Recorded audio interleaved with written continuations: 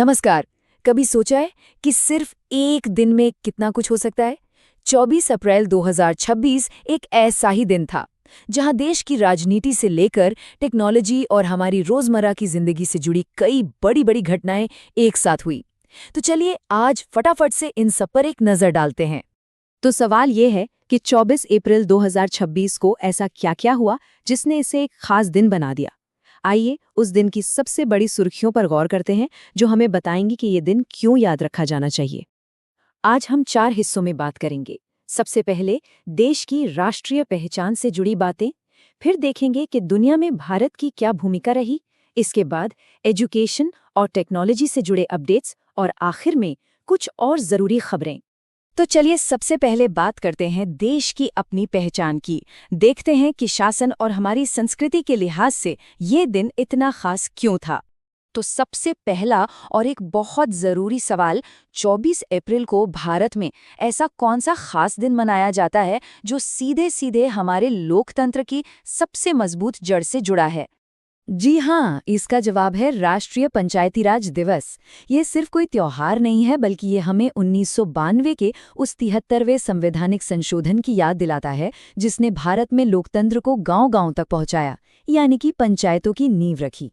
अच्छा, ये तो हुई शासन की बात। अब जरा संस्कृति की तरफ चलते हैं। हिंदू पंचांग के हिसाब से इस दिन कौन सी तिथि थी और साथ ही कौन सा बड़ा त्योहार मनाया जा रहा था? तो ये दिन डबल खास था। हिंदू कैलेंडर के हिसाब से ये शुक्ल पक्ष की अष्टमी थी और इसी दिन दुर्गाष्टमी का पवित्र त्योहार भी मनाया गया।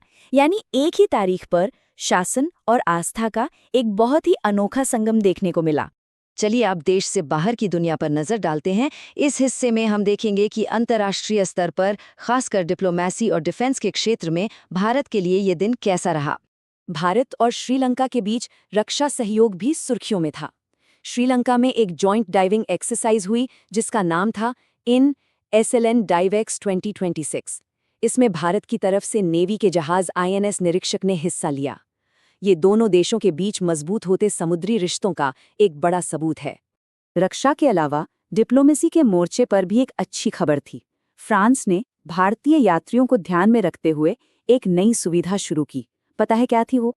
फ्रांस ने भारतीय यात्रियों के लिए वीज़ा फ्री एयरपोर्ट ट्रांजिट की शुरुआत की। इसका मतलब ये है कि अब फ्रांस के रास्ते किसी और देश जाने वाले हजारों भारतीय यात्रियों के लिए सफ़र काफ़ी आसान हो जाएगा।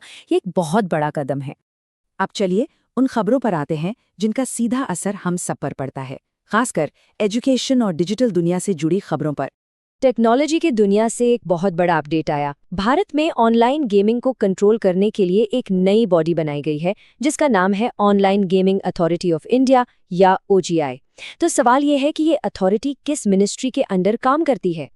OGI काम करेगी इलेक्ट्रॉनिक्स और सूचना प्रौद्योगिकी मंत्रालय के तहत। सोचिए, एक तरफ गांव का शासन और दूसरी तरफ वर्चुअल दुनिया का शासन।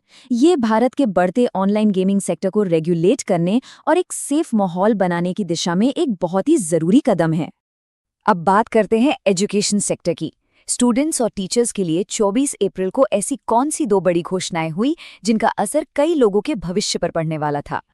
तो इस दिन 2 जरूरी बातें हुईं।